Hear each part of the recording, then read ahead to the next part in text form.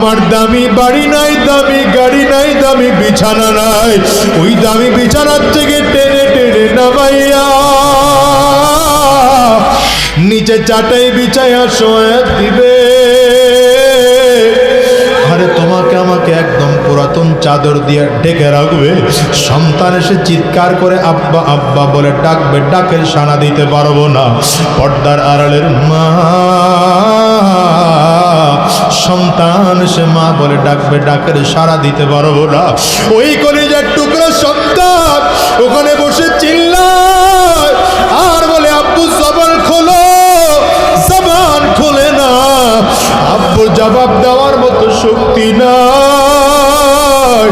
একদল লোক চলিয়া যাবে বাজার থেকে কাফনের কাপড় কিনে আনার জন্য, একদল লোক চলিয়া যাবে সাবান কিনে আনার জন্য, একদল লোক চলিয়া যাবে বাঁশ কিনে আনার জন্য।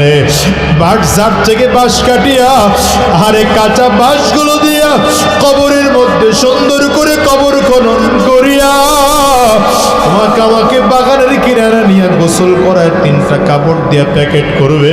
একটা মাথার মধ্যে বাঁধিবে, আর একটা কোমরে বানার, একটা পায়ের মধ্যে বাঁধিয়া জানাজাটা কমপ্লিট করাইয়া 3 জনে ধরাধরি করিয়া লাশ কবরের মধ্যে নিয়ে নামাবে। আরে দুনিয়ার যুবক, যদি চোখে পানি না আসে কান্নার বান্দরে মালিকের কাছে মাপ চাও।